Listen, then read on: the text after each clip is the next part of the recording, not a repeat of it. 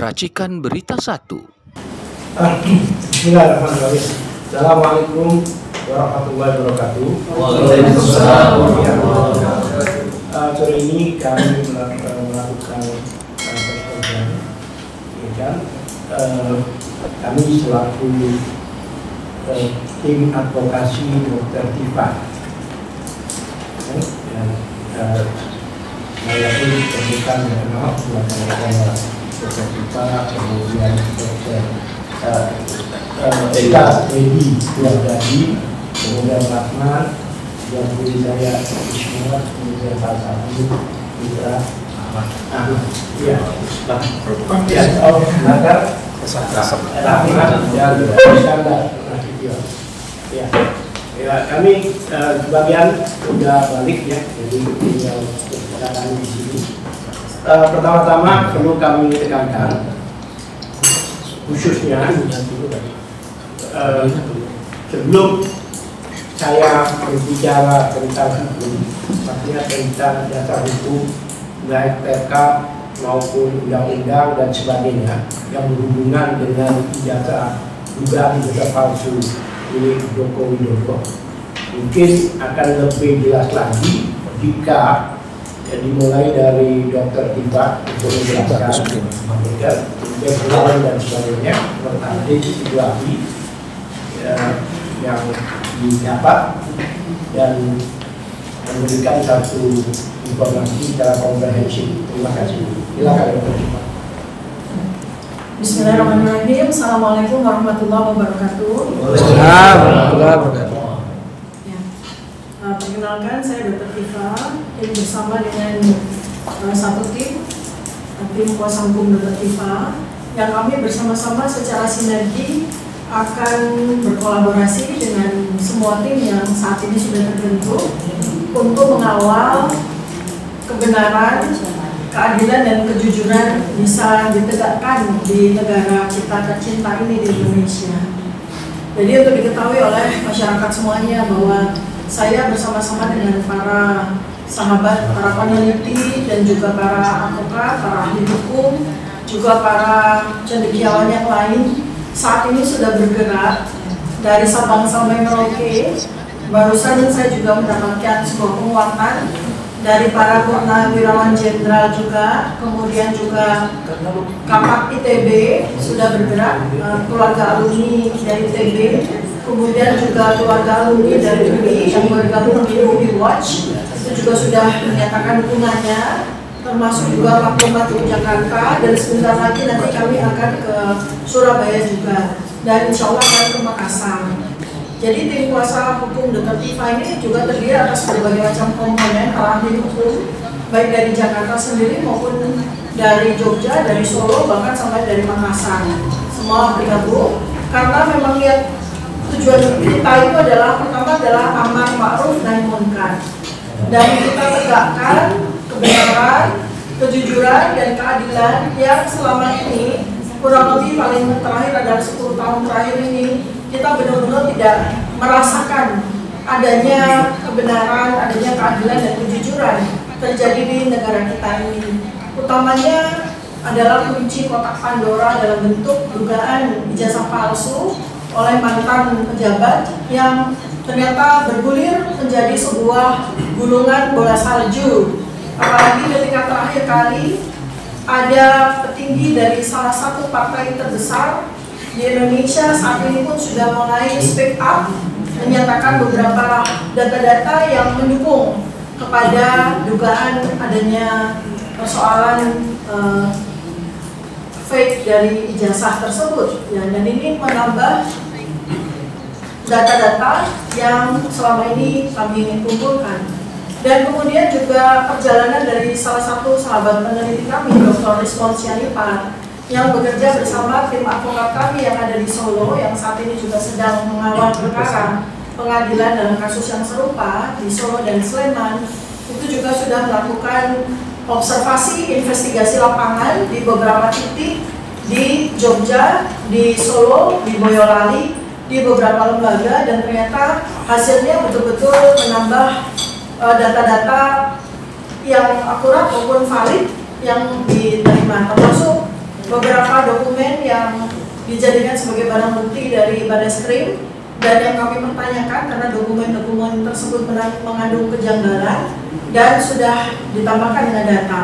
Salah satunya adalah dokumen dalam bentuk harian kedaulatan rakyat tanggal 18 Juli 1980. Di situ dinyatakan ada nama calon mahasiswa yang diterima, tapi ternyata ketika Pak Dr. Ismon melakukan investigasi bersama Sementara TV ke perpustakaan daerah Jogja, ternyata harian kedaulatan rakyat yang analog atau versi kertas itu sudah tidak ada lagi, dan dinyatakan oleh petugas di situ diamankan oleh Barreskrim.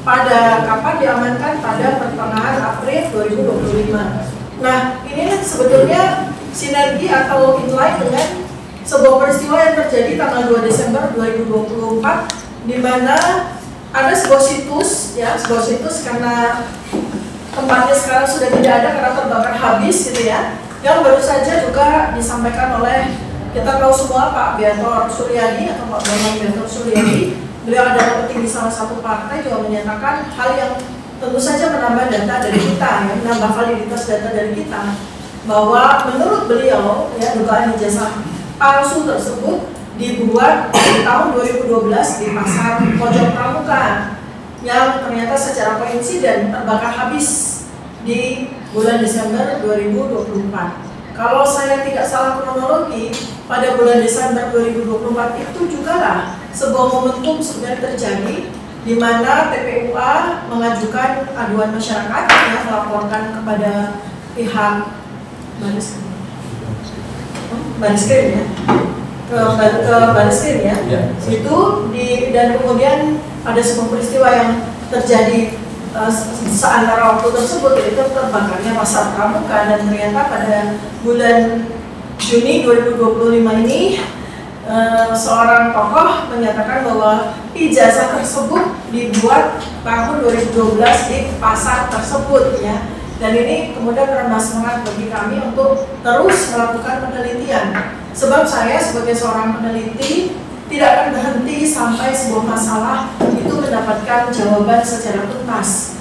Jadi kami sekarang juga sedang melakukan bersama dengan tim kuasa hukum Dr. Tifa ini, kami sedang melakukan konsolidasi bersama stakeholders ya, lembaga-lembaga yang terkait dengan hal ini, karena ini adalah sebuah peristiwa yang bukan hanya sekedar dokumen saja yang sedang kita teliti, tapi ini adalah sebuah peristiwa di mana terjadi ancaman bagi negara Indonesia, terjadi ancaman yang sangat besar, dan bukan hanya sekedar selembar dokumen saja, tetapi berbagai macam persoalan-persoalan besar itu nanti akan terbuka kebenarannya, dan oleh karena itu maka memang sangat dibutuhkan dukungan dari banyak pihak ya. Jadi bersama dengan saat ini saya menyampaikan bahwa ayo para peneliti dari 4.000 universitas dan sekolah tinggi di seluruh Indonesia, ayo bergabung bersama dengan kita.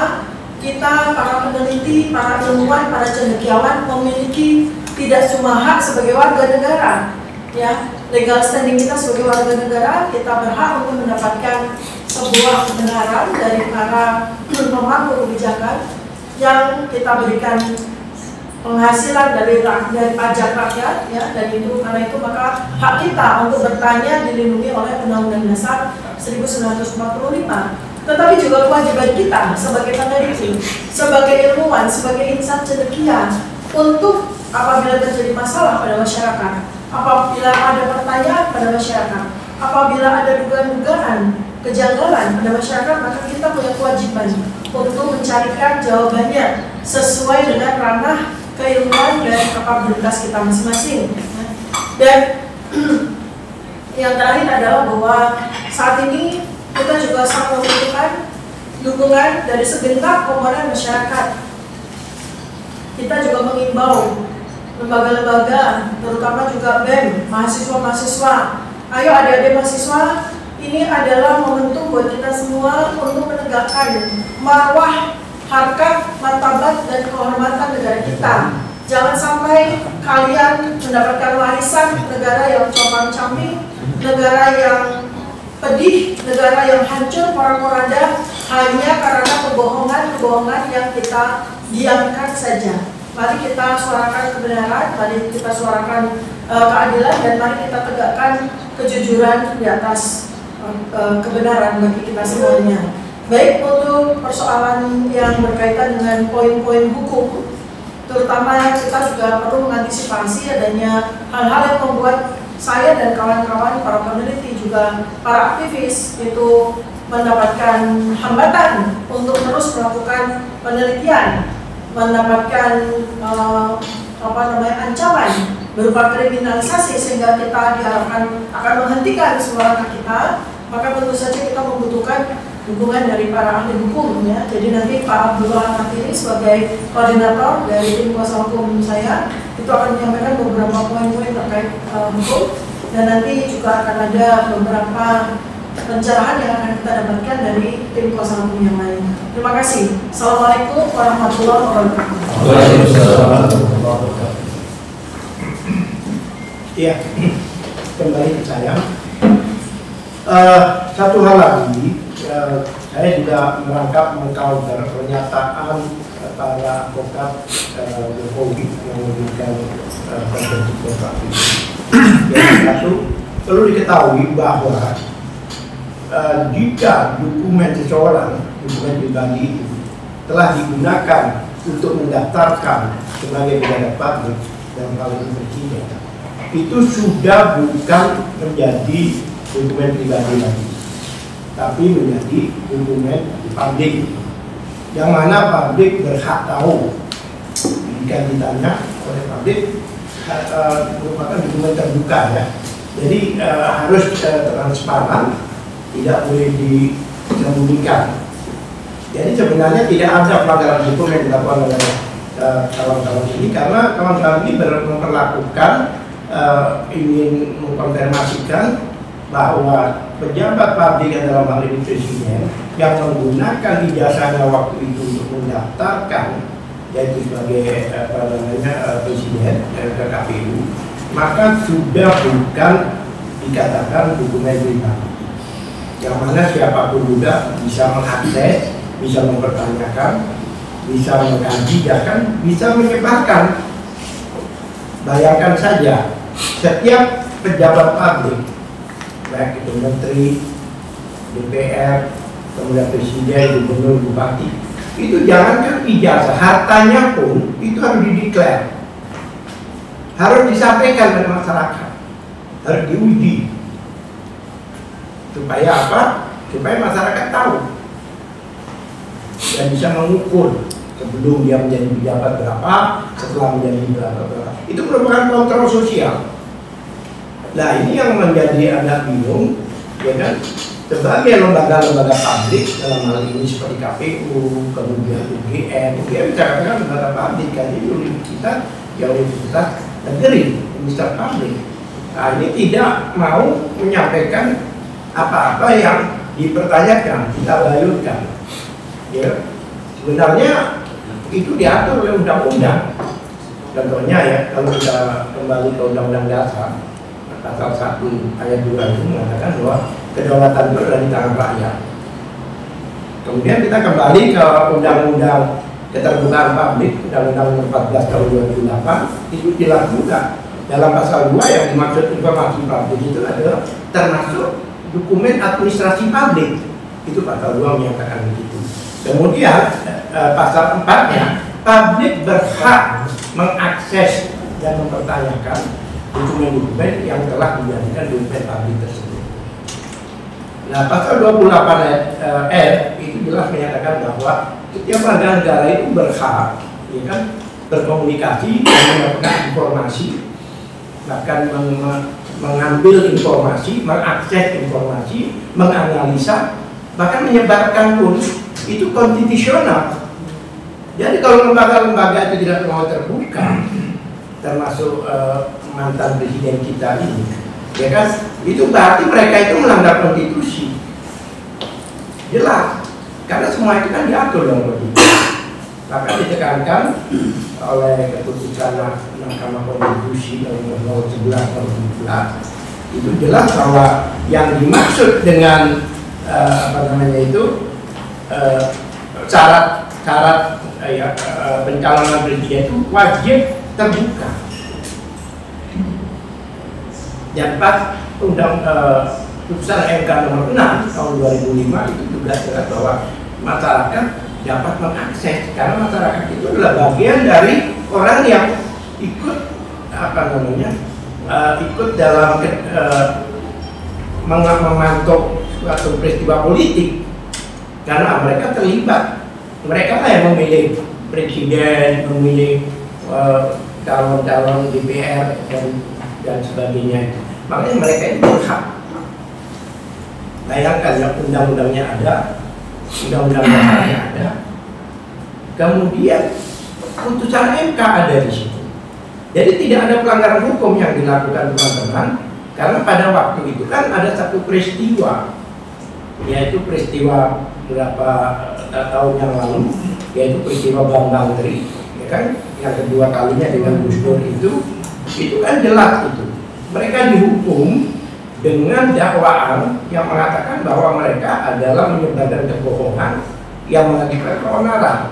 Tetapi mereka dihukum itu berdasarkan asumsi. Kenapa demikian? Karena seharusnya pada saat dikatakan mereka bohong, bahwa mengatakan bahwa ijazah Jokowi tidak asli, itu seharusnya ditunjukkan aslinya. YPU itu seharusnya waktu itu memeriksa Jokowi dengan membawa ijazahnya, tapi kan tidak dilakukan. Jadi jangan dianggap bahwa ijazah ini kenapa kok mengasalkan, karena ada satu peristiwa di situ, yaitu dua warga negara dihukum hanya gara-gara tidak dibukanya, tidak transparansinya ijazah ini. Dan karena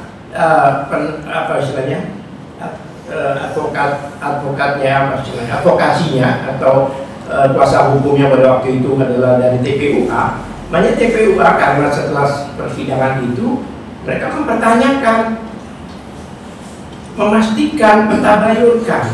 Mereka datang ke UGM bersurat, kemudian berencana datang ke Jokowi juga bersurat, bahkan karena rombongannya agak banyak memberikan satu pemberitahuan kepada kepolisian. Ini dunia apa nih? TikTok. Jadi tidak ada mainstream, tidak ada niat jahat di sini, tapi tetap saja tidak ditunjukkan, sehingga mereka melaporkan ke Barreskrim. Nah, oleh Barreskrim tidak diterima laporannya, tapi dianjurkan untuk mengajukan pengaduan ke Dumas. Diajukanlah pengaduan itu pada bulan Desember kalau nggak salah itu. Yang mana dengan saksi-saksi beliau ini, Dr. Tipa, kemudian Rismon, kemudian Roy Suryo, itu dokumen-dokumen mereka ini yang digunakan sebagai bukti yang nanti akan dijelaskan oleh mereka sebagai saksi di situ. Ya kan? Tapi apa yang terjadi? Tiba-tiba Jokowi melaporkan mereka, ya kan? Melaporkan mereka balik, kemudian Jokowi juga datang ke Barreskrim dengan membawakan konon kabarnya ijazah aslinya, ya kan, untuk diperiksa. Ini agak menarik ini. Biasanya mengajukan pemeriksaan itu pelapor bukan terlapor. Kan yang dirugikan kan siapa sebenarnya? Jadi datang yang kata konon kabarnya membawa ijazah aslinya, ya kan, langsung diperiksa oleh Barreskrim. Padahal posisi laporannya ini pada waktu itu masih penyelidikan. Bahkan beberapa orang termasuk pelapornya sendiri sudah pernah hadir sekali kalau nggak salah, itu diundang dengan laporan informasi di perihalnya.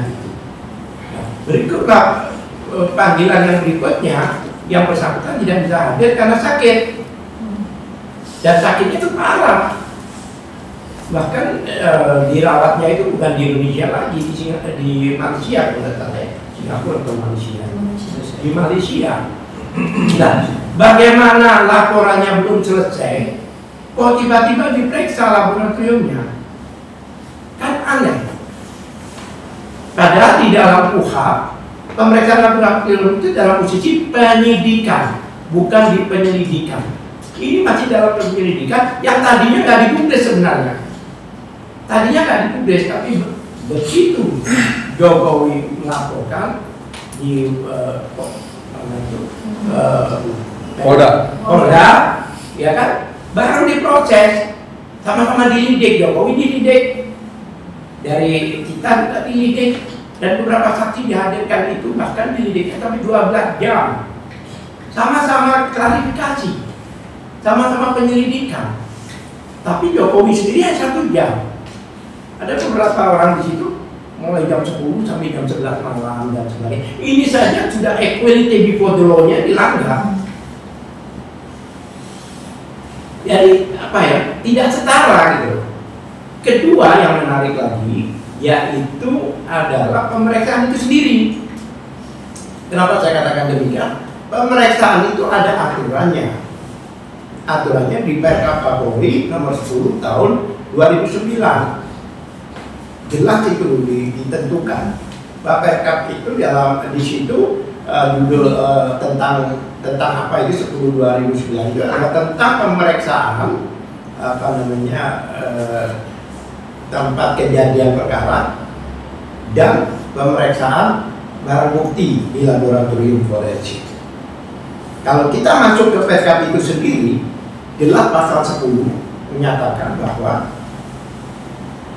jika akan diadakan pemeriksaan, maka ada beberapa syarat yang wajib dilakukan, baik itu dalam formil maupun teknis. Wajib ya, di situ tulisannya wajib, bukan sunnah. Wajib itu di atasnya harus, ya kan? Wajib. Ada persyaratan yang wajib dilakukan. Apa itu? Ya kan? Satu yang harus ada itu dilampiri dengan laporan. Itu ada tertulis di pasal 80 di Perkap itu sendiri. Ada pertama permintaan dari institusi. Institusi itu bisa dari internal, dari penyidik, bisa juga dari kayak kejaksaan atau pihak cukai gitu. Memang mereka yang mempunyai peralatan canggih itu, ya kan? Ada satu permintaan, dua dilampiri laporan, ya kan? Anggap aja pengaduan juga ada di situ lah, kalau mereka mau dipas-pasin gitu. Itu harus ada di dalam laporan itu untuk pengaduan itu ada nomor laporan, itu pasti. Masa laporan nggak ada nomornya? Dan merujuk ke perbuatan pidananya apa? Kan di Baris itu jelas itu pemalsuan surat. Ya kan 263, 264, 266. Itu di Baris jelas itu harus ada. Jadi kalau seandainya pemeriksaan di Baris digunakan di Polda yang nggak nyambung, kan perkaranya lain, nomor laporannya lain. Satu. Syarat kedua, ya kan? Ini yang paling penting, adanya berita acara pemeriksaan. Bagaimana ada berita acara pemeriksaan yang belum selesai diperiksa.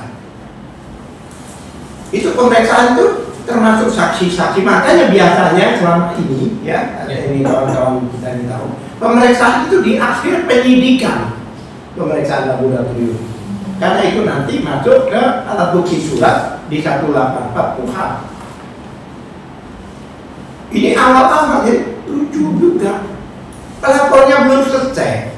Ya barangkali pelapornya nyabut, gimana tadinya dicabut? Kan bisa. Kok kenapa agresif banget gitu loh? Langsung ada pemeriksaan laboratorium di situ. Ya kan?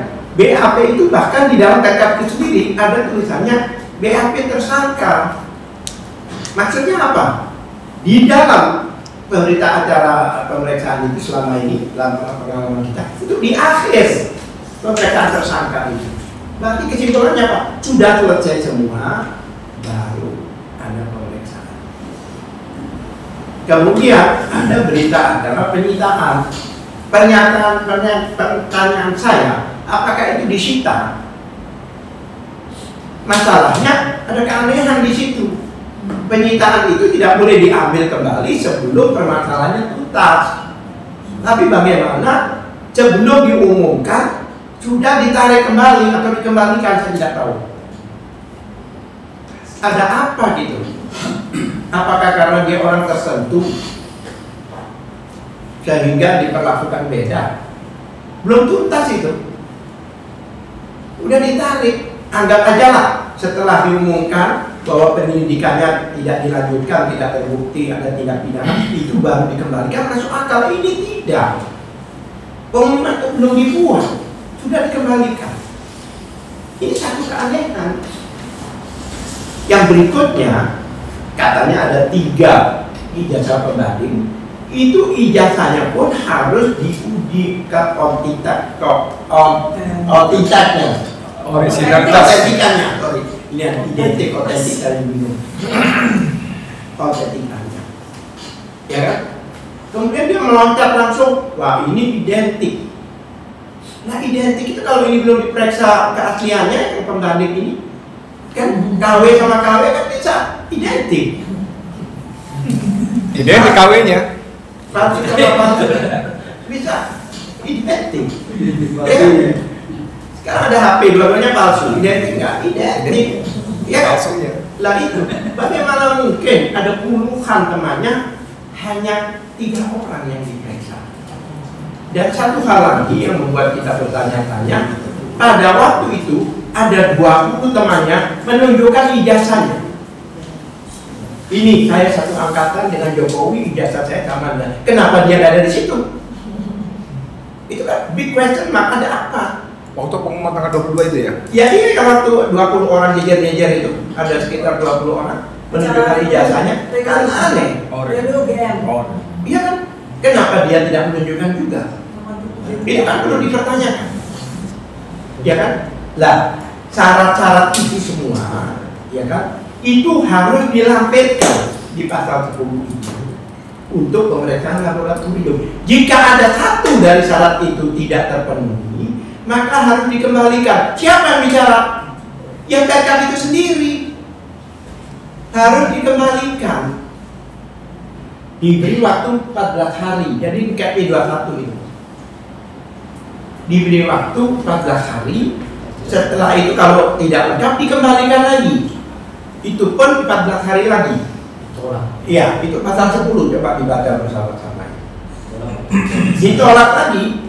Kalau tetap tidak lengkap, tidak diperiksa, dibalikin, selesai. Ya kan? Itu perlu ditekankan. Jangan lupa pelapornya Egy Sujana. Dan dia belum diperiksa tuntas, masih sakit. Baru beberapa hari sudah dilakukan pemeriksaan laboratorium. Kami sendiri teman-teman ini ada yang 4 tahun belum diproses sampai sekarang. Ada 5 tahun belum diproses sekarang. Kurang sajen. Lah ya, itu sudah pelapornya udah lengkap loh ya. Ini pelapornya belum lengkap. Ada apa gitu? Itulah yang dipertanyakan oleh Badan Besar Masyarakat Indonesia. Saya dulu pemerintah pelapor puas. Iya. Waktu jadi persekusi di Bali tahun 2017 sampai sekarang. Iya. Semua orang tahu bagaimana puas di. Nah, sekarang berikutnya, TPUA ini sudah dilidik juga seperti Jokowi dilidik, TPA dilidik juga, ya kan? Dilidik. Nah, menurut Undang-Undang Nomor 31 2014 itu jelas, yaitu Undang-Undang Perlindungan Saksi dan Korban pasal 10 jelas menyatakan jika ada, ya kan, yang melaporkan, lapor, kemudian saksi-saksi dan sebagainya, ya kan, pelapor itu tidak boleh dilaporkan kembali dengan pasal pencemaran nama baik. Nggak boleh, harus ingkrah dulu ini. Pasal 10 ayat 2 itu menyatakan bahwa jika ada laporan, baik itu saksi, baik itu pelapor, saksi pelapor dan sebagainya, ya kan, tidak bisa diproses, digugat baik terpidana maupun terdakwa, ya kan, dan wajib ditunda. Undang-undang loh ini, undang-undang, bukan perkap lagi, wajib ditunda sampai inkrah. Bayangkan, ini harus dipersidangkan dulu, harus ada banding dulu, harus ada kasasi dulu, harus ada putusan, baru bisa melaporkan yang lain. Jadi orang-orang ini dilaporkan posisi mereka sebagai pelapor dan sebagai saksi. Nah sekarang kita sepakat apa? Untuk melanggar hukum bareng-bareng. Jelas membuat undang-undang ini DPR, makanya DPR ini seharusnya sudah harus apa ya istilahnya proaktif lah, panggil mereka, panggil kita bergelar di Komisi 3, kami siap seperti itu. Nah, terlalu panjang karena ini banyak teman, ya kan? Sampai di sini mungkin dilanjutkan oleh teman. Terima kasih. Baik, terima kasih. Assalamualaikum warahmatullahi wabarakatuh. Nama. Yang mungkin sudah cukup jelas bagaimana. Nama. Saya Ismar Syafruddin, juga sebagai kuasa para terlapor, juga sebagai salah satu pengurus di TPUA. Jadi komplit kita bisa menjelaskan secara detail bagaimana sebenarnya kasus ini. Ya. Tadi itu sudah dijelaskan kawan kita Tifa sebagai terlapor dan sebagai peneliti selama ini, juga kawan kami koordinator kita Abdul Ghani dari segi hukum ya. Kalau saya mungkin menambahkan itu mungkin dari beberapa peristiwa. Pertama, kenapa mesti kasus ini dibuka kembali, ya kan? Kemudian kenapa ada keraguan dari beberapa pihak atau dan hampir semua masyarakat masih meragukan tentang kasus ini karena belum tuntas sampai sekarang. Ada dua hal. Pertama, mungkin saudara Jokowi sendiri mungkin kita harus melihat bagaimana karakteristik beliau, juga karakteristik Polri semenjak Pak Presiden Jokowi sebagai pemegang kekuasaan pada saat itu. Ya. Pertama, kita lihat bagaimana karakteristik seorang Jokowi sebagai presiden pada saat itu adalah sebagai, mohon maaf, kami meyakini bahwa beliau adalah seorang pembohong. Saya sekali melakukan kebohongan, tidak ada mungkin meragukan itu. Walaupun mungkin dia adalah para pengikutnya. Saya yakin dia tahu bahwa Jokowi bohong tentang SSK, Jokowi bohong tentang anaknya tidak akan mau lagi ikut-ikutan berpolitik. Dia tahu bahwa Jokowi bohong sebagai 11.000 triliun dan banyak lagi kebohongan. Masalah yang paling utama itu IKN. Saya ingat IKN ini karena kawan saya ini Pak Edi Mulyadi ini, beliau ini sampai masuk penjara karena beliau adalah tujuannya bagaimana memperjuangkan sehingga tidak diberikan negara supaya tidak sia-sia itu terbuang di IKN. Ya kan? Tapi ada yang berteriak tidak bahwa meyakinkan bahwa impostor sudah ratusan orang dari Singapura sekian, dari Arab Saudi sekian. Mana semua itu? Itu jelas kebohongan publik. Itu kan sudah jelas itu perbuatan tercela. Nah, kita yang masih waras pada saat itu ada semua orang yang prihatin terhadap kondisi bahwa kita dipimpin oleh seorang pembohong gitu loh. Disinilah kemudian ada yang mempertanyakan masalah ijazah, dihubungkan dengan karakteristik beliau dan kebiasaan-kebiasaannya.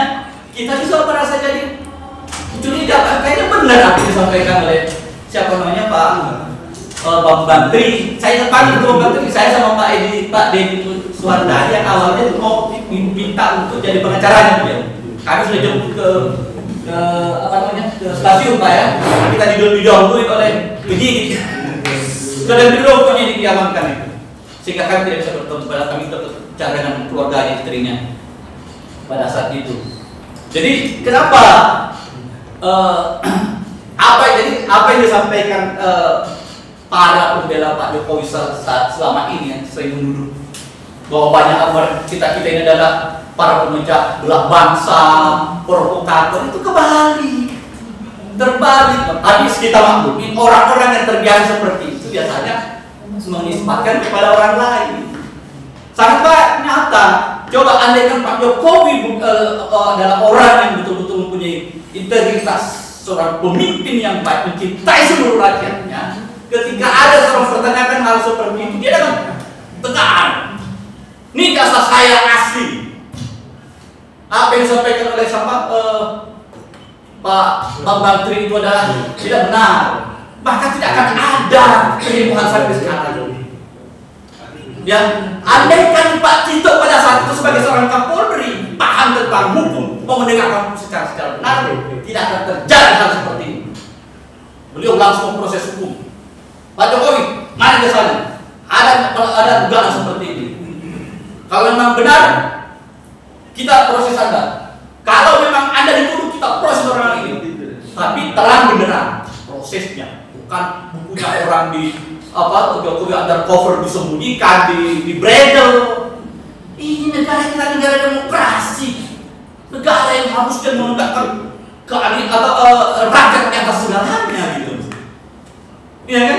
Nah, tadi sudah disampaikan oleh kami bahwa sebagai negara demokrasi tertinggi adalah masyarakat. Nah, ketika Anda mau menjadi seorang pemimpin di negara ini, Anda siap itu ditelanjangi.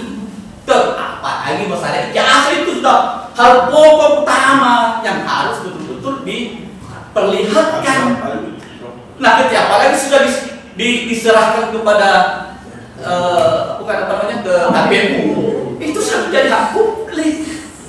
Nggak bisa lagi. Nah, Anda harus tahu bahwa proses ini dari beliau menjadi dari sebelum beliau menjadi seorang presiden, dia kan jelas undang-undangnya itu nggak bisa lagi proses hukum orang-orang yang mempertanyakan masalah ini. Itu jelas adalah hak publik, bukan lagi privat. Ya, sudah menjadi hak publik yang untuk bisa diketahui, diakses oleh seluruh masyarakat yang saat ini, yang dulu merasa dirinya terugikan, ya saja mempertanyakan masalah itu lagi. Jadi itu yang perlu diketahui oleh seluruh masyarakat, terutama para advokat-advokat di sana. Bukannya kalau diperlihatkan akan kios, dasar hukum dari mana itu? Logika dari mana itu? Ini yang perlu harus kita betul-betul memperhatikan secara jelas gitu. Jangan cuma asal cuap-cuap, asal ngomong. Jadi mereka ini adalah bukan sebagai seorang provokator. Harusnya mereka ini adalah orang yang diberi penghargaan tertinggi.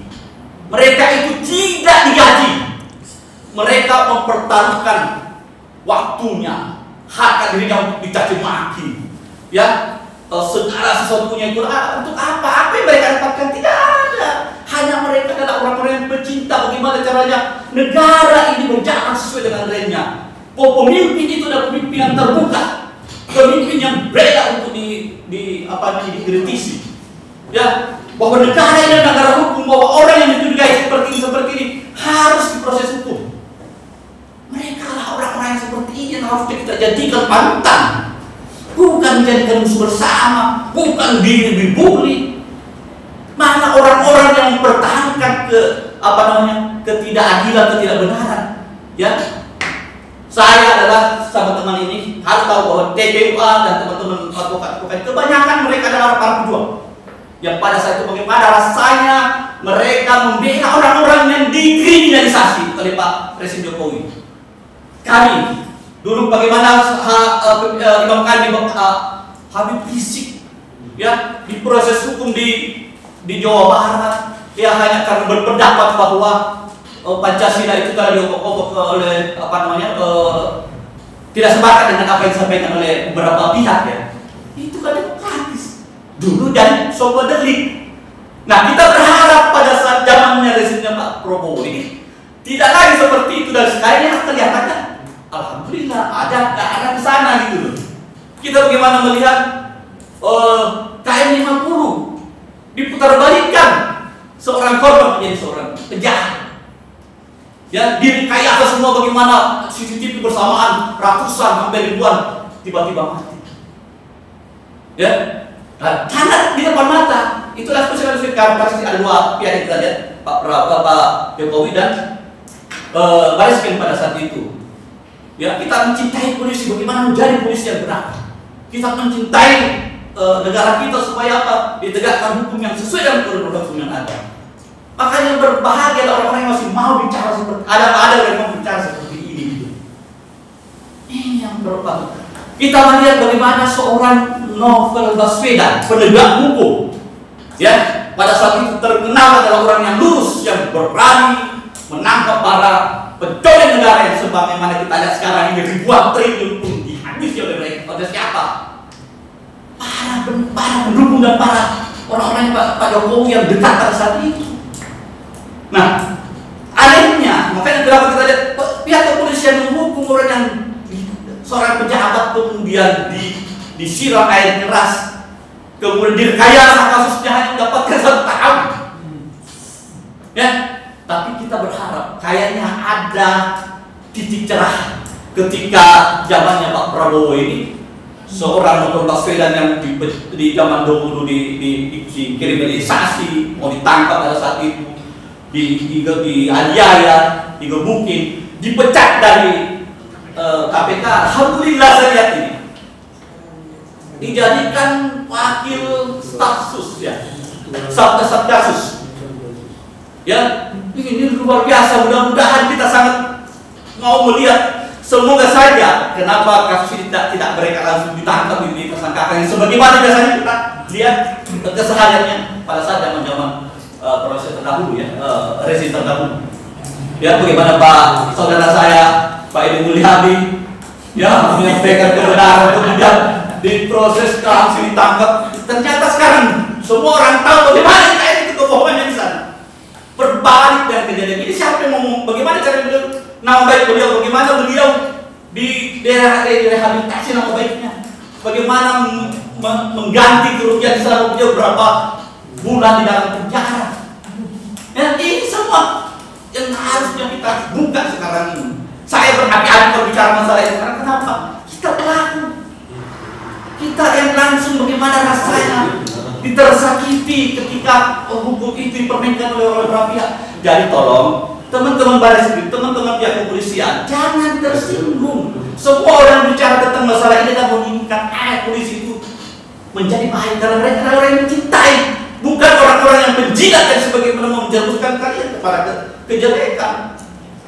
Ya, jadi kenapa teman-teman ini tidak langsung percaya apa-apa yang disampaikan oleh baris krim kemarin? Karena sudah terlalu banyak contoh-contoh kejadian yang memang terbukti gitu. Nah, harusnya saya berharap ini Pak Listio di akhir jabatan kita berharap betul-betul menegakkan hukum. Bagaimana? Karena sudah jelas ini ada indikasi semakin kuat bahwa apa yang dilaporkan oleh teman-teman TPW ke Baris Krim itu ada fakta. Ya, sudah muncul bagaimana Pak Prabowo, Pak Jokowi sendiri lagi yang menyampaikan bahwa saya adalah Pak Kasbujo itu adalah pembimbing skripsi beliau, dan itu ada semua fakta-fakta bukti-buktinya. Ya, karena kami menjaga digital jelas itu. Ketika ditanya lagi belakangan karena Pak Kasbujo itu sudah bilang saya bukan dosen pembimbing skripsinya, jadi ada lagi dosen akademik. Nah, ternyata begitu ditanyakan lagi langsung secara langsung oleh Pak Rismon, dia menyatakan bahwa saya baru 35 tahun belum bisa menjadi seorang pembimbing. Nah, berdasarkan hal-hal seperti ini kemudian muncul lagi tadi sampaikan tadi Tifa, ada Pak Victor dari PDIP yang menyampaikan hal-hal baru. Ada lagi kita dengar masalah apa tadi, Universitas Pramuka. Yang ini kita semua udah pada tahu, apalagi lawyer sering banget menangani kasus-kasus yang berhubungan dengan itu 263 biasanya gitu. Ya, pemalsuan. Nah, hal-hal seperti ini harusnya kalau memang seorang pendidik itu adalah orang yang berdiri di atas kaki sendiri. Dia sebagai di tengah-tengah, tetapi dia harusnya lebih awal kepada orang pelapor. Kalian harus tahu kita di TPW ya, dari tahun 2022 kita sudah melakukan penanganan kasus tentang masalah kasus ijazah palsu ini. Nah, ketika melakukan laporan di Mabes Polri secara langsung, kita itu ditolak, terus sampai kita ditolak. Akhirnya disuruh minta untuk pulang lagi bikin pengaduan kan tidak bisa ditolak, tapi dicuekin. Tadi sudah dijelaskan Pak Al-Qadiri, itu benar. Kan kita juga ini adalah bagian daripada TPW, begitu bersurat dicuekin, kita nggak pernah di proses hukum. begitu ada laporan masuk di Polda Metro Jaya, jadi jangan salahkan kalau kami seorang TP juga kecewa dan menduga gitu loh, menduga hal-hal yang berpersangka kurang baik juga. Berarti kasus kita ini kan saja juga udah ada di bukti WA saya itu di grup TPWA sudah menyampaikan hati-hati nih, ada indikasi bahwa itu tiba-tiba dipercepat karena laporan di Polda, ada niat untuk mungkin mau menolong seseorang nih, dan terbukti saya punya analisa karena kita sudah terbiasa dahulu seperti itu. Tapi mudah-mudahan ini belum masih ada waktu. Pak Listio Sigit sebagai seorang Kapolri, insya Allah kemarin juga sudah mengeluarkan statement karena masih ada satu fase yang bisa meluruskan kasus ini, adalah bagaimana membuka kasus ini kembali. Dengan kita dan teman-teman dari TPWA itu sudah mengajukan permohonan untuk dilakukan gelar perkara khusus, ya, supaya apa? Kami juga diberi kesempatan untuk mengajukan bukti-bukti, mengajukan ahli. Karena apa? Kami berani menyatakan hal seperti ini kalau begini. Hasil lab forensik dari Bareskrim Polri itu dianggap adalah menyatakan bahwa identik. Tapi dia di sini berbicara adalah sebagai ahli juga ya. Di sisi lain kami juga sudah mengajukan ahli, ada 2 orang ahli yang juga tidak diragukan, bahkan sampai ke luar negeri. Ada namanya Paris Monsain Jadipar sama Roy-Suryo, kemudian dibantu peneliti Tifa. Makanya kenapa kita dengan perbandingan secara hukum itu harusnya adalah sama. Ya, bukan bahwa lebih tinggi kedudukannya forensik Bareskrim, tidak. Karena Pak ini kan ada hasil temuan atau hasil pemeriksaan dari ahli. Masing-masing ahli manusia juga yang diperiksa. Tempat kita juga manusia yang memang malah sudah dokter dan dokternya juga luar negeri gitu loh, yang menyampaikan bahwa beberapa kejanggalan dan ketidakidentikan malah kemarin ada lagi nih. Nah ini yang pasti lebih diperiksa lagi. Nah, sehingga kami ada dugaan yang lebih mencurigakan lagi ketika ijazah asli ini tidak dimunculkan. Ya, mungkin mereka mengkhawatirkan karena apa? Seorang Roy Suryo sudah mengeluarkan hasil pendapatnya tentang sebuah foto ijazah yang diunggah oleh saudara Sandi, itu diyakini sebagai jasa palsu. Ya, ada beberapa indikasi. Kemudian setelah Bareskrim melakukan konferensi pers, mengeluarkan lagi ijazah dan sama. Kemudian didapatkan juga hal yang sama, bahwa ada beberapa yang tadi itu jauh. Itu saya sebagai seorang lawyer berterima kasih kepada para ahli ini yang baru kita juga dapatkan bahwa ternyata agak lebih mudah sebenarnya untuk mengetahui, lebih masuk akal, dan itu bisa dipelajari semua masyarakat. Apa itu? Adalah mensejajarkan ada beberapa yang dimaksud sebagai identik. Kan gampang sekali tuh. Oh, ternyata logo dengan huruf-hurufnya ini berbeda sekian ini aja, berarti kan nggak mungkin asli, nggak mungkin identik dengan yang satunya ternyata. Itu jauh lebih gampang daripada teman-teman dari Bareskrim cuma menyampaikan identik, tidak menyampaikan tentang bagaimana metode ya proses pemeriksaan yang menyatakan itu adalah sebuah identik, bukan cuma hanya pernyataan gitu aja. Ini kan gampang kita ini. Mungkin begitu dari saya, dan insyaallah begini, yang paling terakhir mungkin saya sampaikan, kalau memang kasus ini harus dipaksakan naik, sebenarnya minta tolong kepada pihak Polri, silahkan, mungkin supaya apa? Silahkan ada proses hukum, tetapi betul-betul sesuai dengan aturan hukum yang ada. Ya, pasal 31, pasal itu 33, 3235, satu-satunya ya. Itu 3235-nya itu kan nggak ada hubungannya sebenarnya dengan kasus ini. Dan tolong nggak usah ada penangkapan lah. Ya, janganlah itu hanya sebagai penangkapan. Supaya apa nanti? Kalau ini proses hukum, kami pengacara itu ada 75 orang. Ya, mungkin nanti kan tidak bisa diwakili lagi, tidak ada lagi yang dampingi Pak Jokowi untuk ada di sidang. Ini galak kok ini Pak Pak Katiri kalau dia bertanya itu bisa tanya ada Pak Hasto bagaimana waktu ketika Pak Hasto menjadi saksi waktu dia melaporkan siapa namanya Pak Alban Tanjung.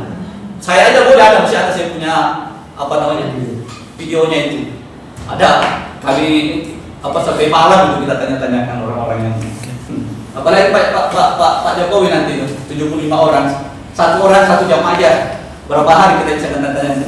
Dan dia tidak akan didampingi oleh siapa. Nah saya yakin ya dia akan menyesal untuk melanjutkan ini kasus kalau sampai dia harus didampingi, blunder lah ya. Tapi dia tuh yang menyesal Jokowi ya. Saya yakin dia menyesal kalau dia sampai harus hadir di. Jadi kalimatnya Jokowi akan menyesal gitu ya. Ya, saya rasa itu juga kalau ini di proses hukum ini karena apa? Dia harus hadir dan tidak bisa didampingi oleh pengacara lagi. Akan blunder sih. Kan ingat bagaimana waktu abang kita diperiksa di Pengadilan Jakarta Pusat pada saat itu kan para saksi pelapornya juga kan main semua yang sebenarnya tidak bisa dibuktikan ya karena Kekuasaan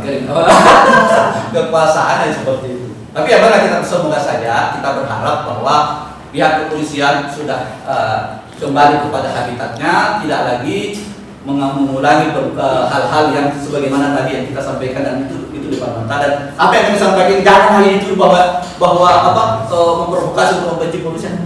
Saya bicara fakta. Kita menginginkan pihak kepolisian itu jadi lebih baik dari dulu. Ya, kita menginginkan bagaimana pihak kepolisian supaya apa? Negara kita jadi aman. Investasi yang masuk ke Indonesia. Kasihan Pak Prabowo yang sekarang ini untuk menjalankan pemerintahan secara bebas saja sekarang kita kesulitan keuangan karena ini gara-gara siapa? Utang lebih banyak, uang yang ada di kas sekarang ini untuk membiayai bayar gaji pegawai saja agak kesulitan kita, orang murah para tadi ini aja kesulitan. Itu gara-gara siapa? Nah, ketika kalian memprotes ini, jangan kalian menganggap bahwa kami adalah orang-orang yang sakit hati, orang-orang yang iri sama Pak Jokowi. Kami adalah orang-orang yang waras, yang tidak terima negara kami dimiskinkan, tidak terima negara kami dijadikan kecil seperti ini, dibohongi terus-menerus gitu loh. Jadi demikian mungkin dari saya. Para kelapik, semoga negara kita menjadi negara bangga terbaik orang bergabung. Amin. Baiklah, terima kasih. Itu tadi adalah unek-unek lah, jadi begitu kan dari rekan-rekan. Karena kami ini sudah terbiasa mengatasi perkara-perkara ini, sudah terbiasa sejak 2017 ya inilah yang dari berhadapan dengan hal-hal yang aneh-aneh. Ya. Terima kasih. Tapi mungkin saya dapat informasi dari Pak Sadi tentang adanya berita bahwa ternyata Pak Xi Jinping saat ini ditahan rumah dan kasusnya itu berhubungan dengan utang-utang dengan negara Indonesia pada saat dipimpin oleh Pak Jokowi. Kalau itu benar, ya kita berharap para petinggi untuk bisa melakukan proses secara ini supaya negara kita betul-betul tetap eksis, tetap negara kita sampai anak cucu kita nanti bisa menjadi lebih baik daripada apa yang kita rasakan. Demikian. Wabillahi taufiq wal hidayah. Wassalamualaikum warahmatullahi wabarakatuh. Waalaikumsalam warahmatullahi wabarakatuh.